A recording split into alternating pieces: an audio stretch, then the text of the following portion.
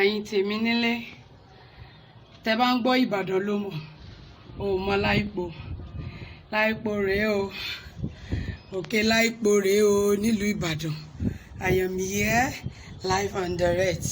Gbogbo èèyàn ọmọ Olúyọ̀lé ọmọ àjọ òrosùn ọmọ àjẹgbíjẹ kára wọn máa fi kára wọn fọ́rí mu Ìbàdàn májàmájà tó fi kára wájú lẹ́rú o ẹ̀yin ọmọ àgbọ̀ sásá ogun mọ́sá àgọ́yà ìyá mọ́mọ́ ìyá ìlú òjò olúkúlóyè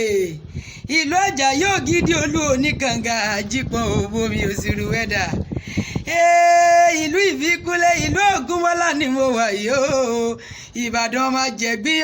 ọmọ àfikàrà ń fọ́rí wọn Ìbàdàn májàmájà tẹ kára wájú lẹ́rú èyàn kí wà kọ́mọ̀mọ̀ lárùn tiẹ̀ o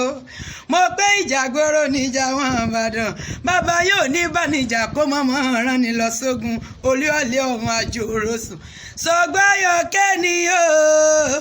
ológbòjò ọmọ oníkẹ́ ẹ̀yìn gẹ́gẹ́ sáwọ ẹ̀yìn rẹ wò bóyá máa rí ké ológbòjò lẹ́yìn rẹ ẹni mi òjò ọmọ rólú ọlá mi òjò ọmọ sọgbọ́yọ̀kẹ́ o mo kéyìí kéèmí wá dìke àmúṣe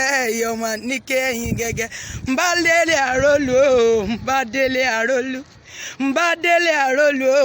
mbá délé àrólú òjò ló rọ̀ tí ó mọ̀ dá o mbá délé àrólú èmi ò bá gbégún àrólú o mbá gbégún àrólú bàtà lókù tí wọ́n mọ̀ rí o